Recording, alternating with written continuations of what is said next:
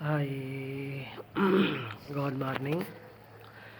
اس بات کو بخوبی سمجھ لینے کی ضرورت ہے. جیسے میں نے بہت مرتبہ اس پر تفصیل وضاحت کی ہے، پھر سوال آ جاتا ہے.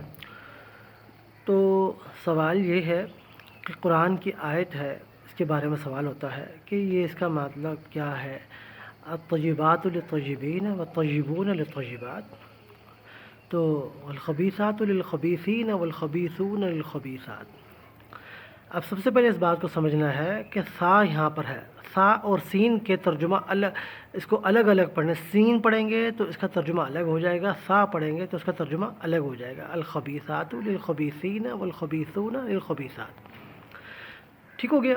اب جب اس بات کو ہم بخوبی سمجھیں گے کہ یہ رب العزت نے یہ جوڑوں کے بارے میں بیان کیا ہے کہ سب سے اچھا عمل بتایا ہے کہ آپ صرف اونلی 1 پر منٹ میرج. ٹھیک ہے، اونلی 1 پر منٹ میرج کو اگر آپ سمجھتے ہیں اچھے طریقے سے تو یہ الطیبات للطیبین والطیبون للطیبات میں شمار ہوگا.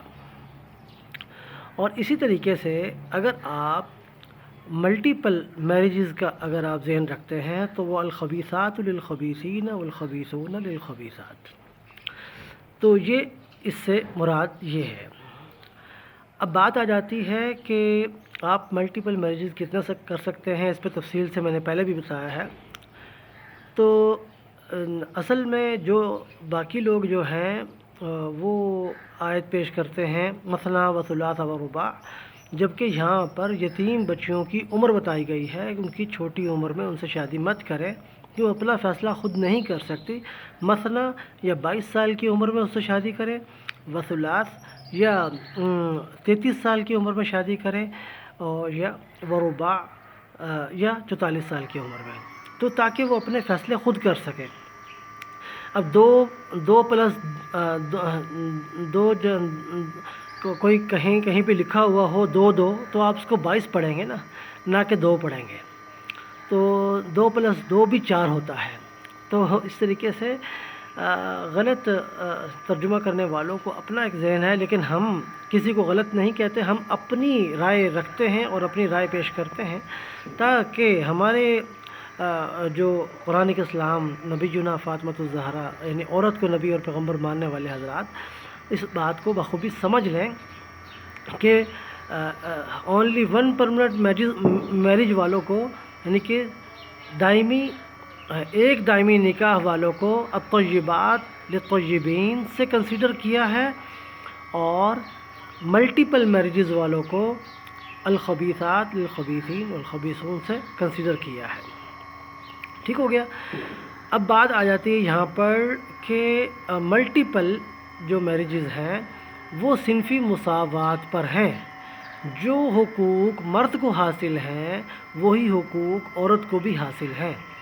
اگر کوئی شخص اپنے نفسانی بھوک مٹانے کے لیے ملٹیپل دائمی میرجز کرتا ہے تو اسی طریقے سے جو اس کی ملٹیپل وائفس ہیں، ملٹیپل اس کی بیویاں ہیں، ان کو بھی ملٹیپل خامند کرنے کی اجازت ہے اپنے نفسانی بھوک مٹانے کے لیے، جسے وقتی نکاح متع بھی کہا جا سکتا ہے.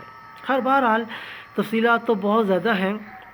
میں یہاں پر اتنا کہوں گا کہ صنفی مساوات کو مد نظر رکھتے ہوئے جینڈر ایکوالٹی ہے، تاکہ اگر ایک جینڈر کو جو اختیارات ہیں دوسرے جینڈر کو بھی ایکوالٹی پر وہی اختیارات موجود ہیں. ہمارے قرآن کے اسلام جو عورتوں کو نبی اور پیغمبر مانتے ہیں پاکیزہ مسلم میں. ٹھیک ہو گیا.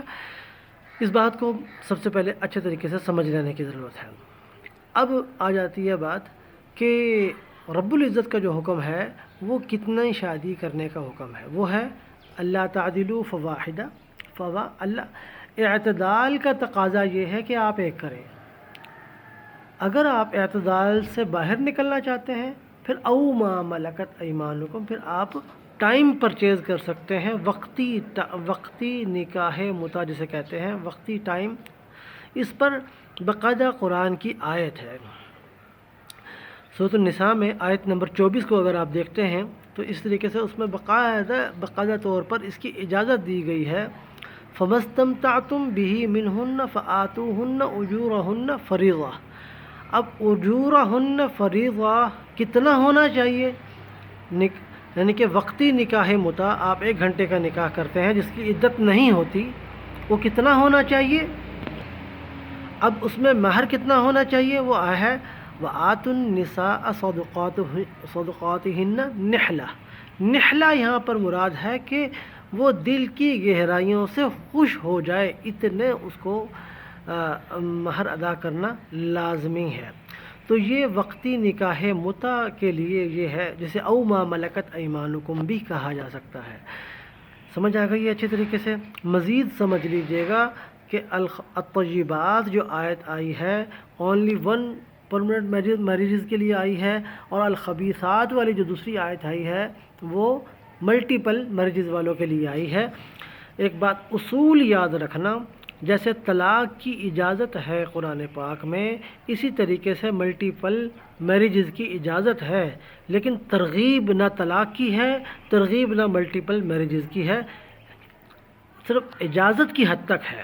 اس لیے ہم اس پہ موقف رکھتے ہیں، اس کی وضاحت رکھتے ہیں، دلائل رکھتے ہیں، اور وہ بھی صرف اور صرف قرآن پاک سے رکھتے ہیں۔ Be with us, David Ariel, singer and researcher, always with you.